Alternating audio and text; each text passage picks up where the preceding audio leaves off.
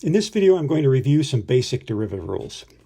So when we have a function that is a power function that is x or some other variable raised to some power n, the derivative of that function is n times x to the n minus 1. And so you will remember that from your calculus course. So let's just go through a few examples real quick. If we're taking the derivative of f of x equals x cubed, we bring the 3 down in front. That would be the n. And then raise x to the n minus 1 power. So it would be 3x squared. Don't get tripped up just because you have a negative exponent. X to the negative 7. Your n is a negative 7, so you bring the negative 7 down in front, multiply it to the x, and then subtract 1 from negative 7, which gives you negative 8. Now in this example, because the original problem was written with a negative exponent, it's okay to leave the negative exponent. But in general, if you do not start with negative exponents, do not leave the final answer with negative exponents. In the next example, we have some fractional exponents, but the rule is still the same. X to the 2/3 power. Bring the 2/3 out in front, times x to the 2/3 minus 1. And so you got to review your fractions. 2/3 minus 1 would be 2/3 minus 3/3 is a negative 1/3. And so we have 2/3 x to the negative 1/3. Now, as I said in the last problem, this was not written with a negative exponent, so we want to get rid of the negative exponent. And so we would write this as 2 over 3 times x to the positive 1/3. You're going to be using your rules or laws of exponents a lot here. So x to the negative 1/3 in the numerator is x to the positive 1/3 in the denominator, and then changing that to its radical form. So you may want to go back and hit some YouTube videos on changing between fractional exponents and radical form. So here's another one. We're starting as a radical. And so remember that the square root of x can be rewritten as x to the 1/2 power. And so then you bring the 1/2 out in front, times x, to the 1/2 minus 1 is a negative 1/2. And then writing that in its final form without negative exponents and in radical form. F of x is equal to 1 over x squared. The first thing that you want to do is bring the denominator up to the numerator. The power rule does not apply when we have variables in the denominator, so bringing it up to the numerator, we get x to the negative 2. Then apply the power rule. So we get negative 2, x to the n minus 1 would be negative 3 power. And then rewriting the x to the negative 3 as x to the positive 3 in the denominator.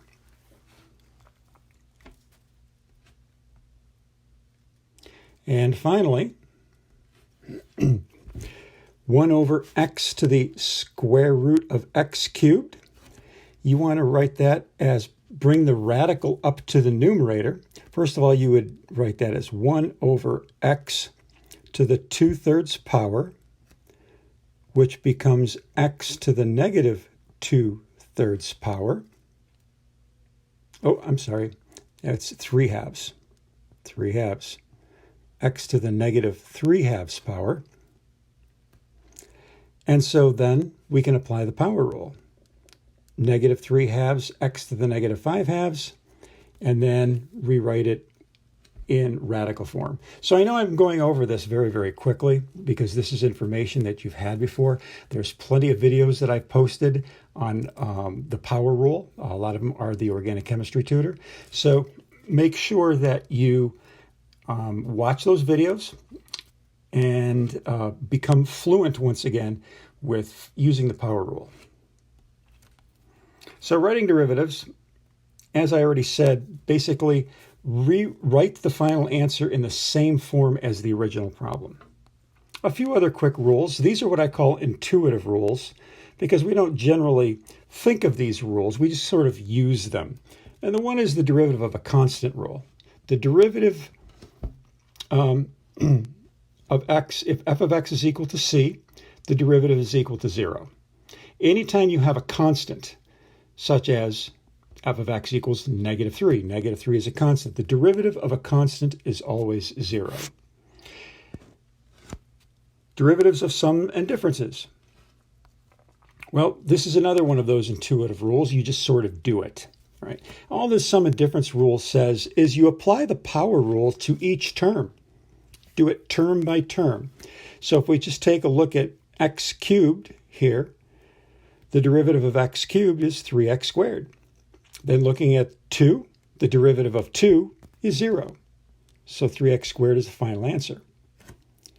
And f of x is equal to x squared minus x cubed plus x minus 3. The sum and difference rule says just apply the power rule term by term. So x to the 5th, the derivative is 5x to the 4th. Negative x cubed, the derivative is -3x squared. Positive x, the derivative is 1. And -3, the derivative is 0. That is the sum and difference rule. Constant multiple rule. Well, the constant multiple rule says, what do we do when we are multiplying x by a number, such as -5 times x? And so -5 is the c in this example. Well, -5 times x, the derivative of that is simply -5. And you can see that if you apply the power rule. If you have -5x, so that's really x to the first power. Applying the power rule, you would bring the 1 down in front. So 1 times -5 times x to the n minus 1 would be 0. 1 times -5 is -5, and x to the 0 is simply 1, which is -5. So it's really just an application of the power rule. Combining the rules. Well, all of those rules that we just talked about, you can combine them and use them to do these particular problems. Now, I'm going to make some separate videos where I do some of these problems, and I will do them in detail. I don't really have room to do it here, but you have the initial problems, and you have my solutions. So what I would suggest that you do is try to go through and do each one of these problems and see if you can get the solutions. And if you're having difficulties with that, especially some of these that have fractions and a lot of radicals, then watch my video.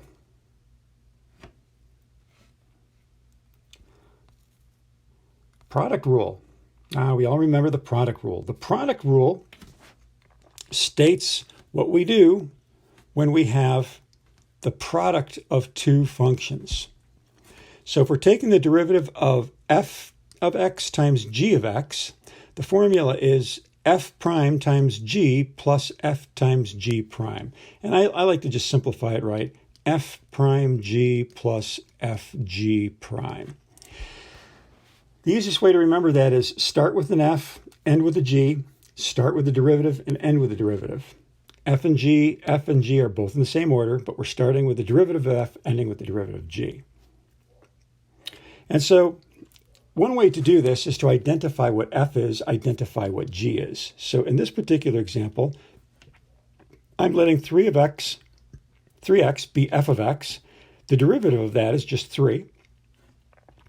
G of x is x squared plus 5. The derivative of that is 2. So now you know what the functions are and the derivatives. All you have to do is put them together in the power rule. And so you end up with f prime right there times g, which is that, plus f, which is that, times g prime, which is that. And then, of course, you need to simplify it to get the final answer. Simplify or product rule. It depends on the nature of the problem. Sometimes, as in this particular problem, it's probably easier to just multiply 3x times x squared plus 5 to get 3x cubed plus 15x, then take the derivative. But every problem is a little bit different.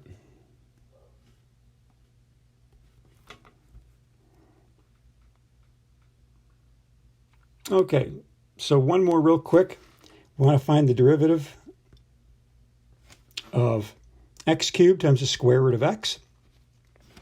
Well, x cubed is my f, and the square root of x is my function g. The derivative of x cubed is 3x squared.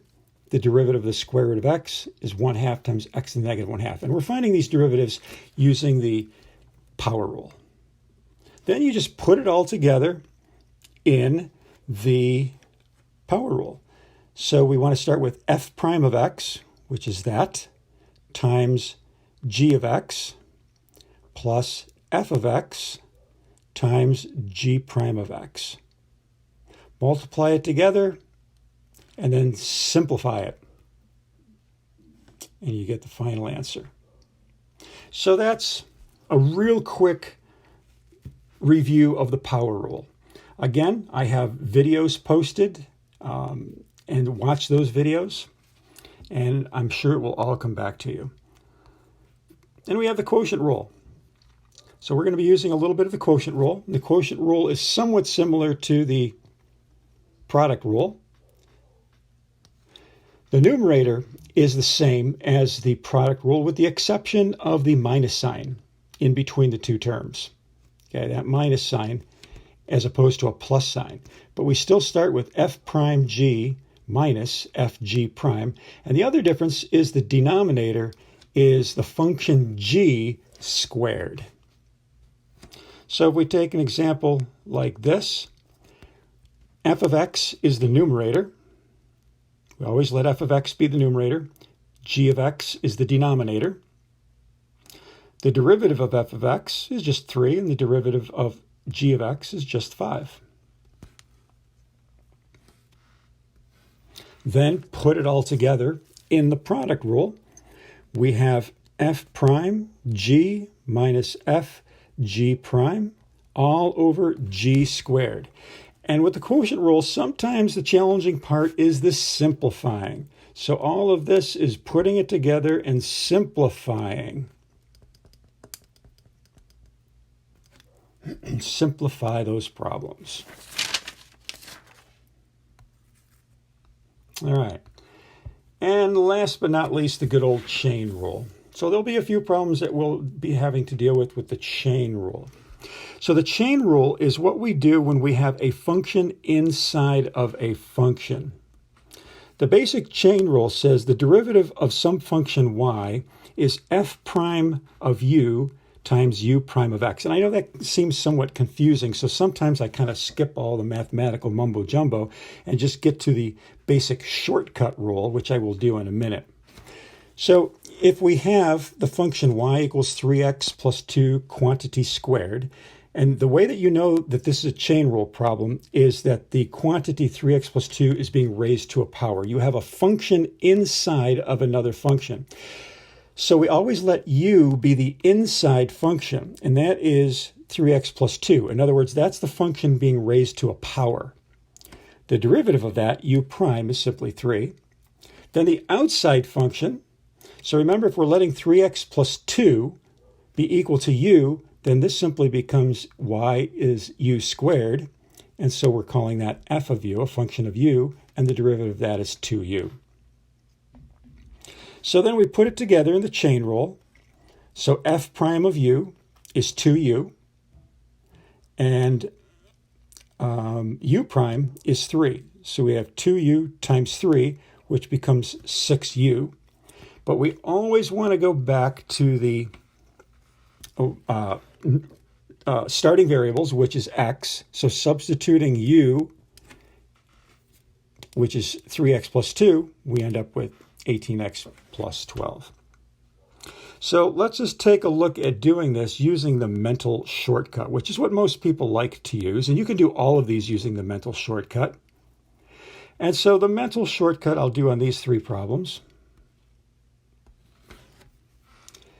So we're starting off with y equals 3x minus 7 cubed.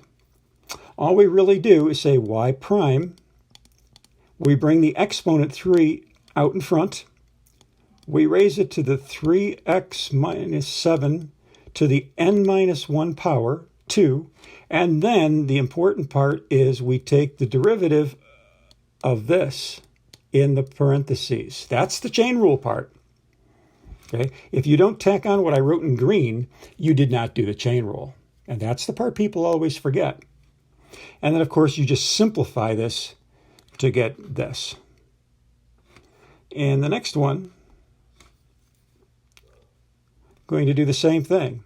Y prime, bring the exponent 5 out in front, times 5x cubed minus 2x plus 4 to the 4th power.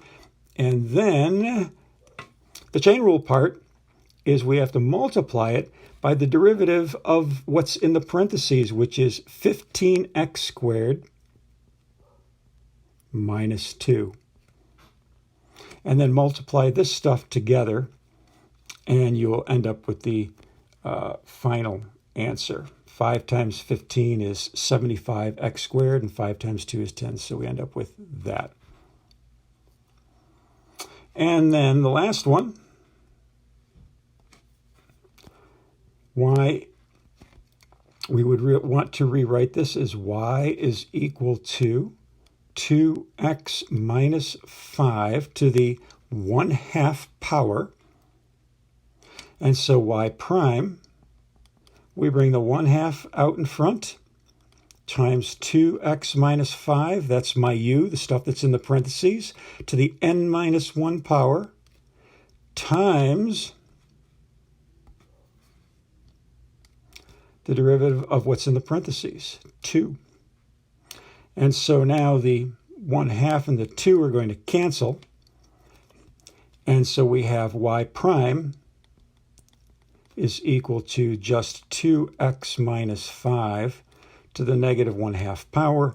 And we want to rewrite that, first of all, by taking the negative 1/2 power, putting it in the denominator, and then changing it into its radical form. And that, in a nutshell, is the chain rule. And of course, these last problems, you can combine all kinds of rules together. You can combine the chain rule with the product rule and the quotient rule. And of course, for all of these, you're going to be using the power rule. So again, I'm going to make a couple of separate videos doing some of these problems. The last thing I want to do in this video is, real quick, go over the derivative of e to the x. There are a few problems where you will have an e to the x. Well, the derivative of e to the x, you'll remember from your calculus class, is real easy. It is its own derivative. So the derivative of 5e to the x is 5e to the x. And that's pretty much all there is to say about that. Now, you can combine it with other rules, which is mostly what we'll be doing. So here, we're going to be combining it with the quotient rule. But all you really need to know is the derivative of e to the x is e to the x.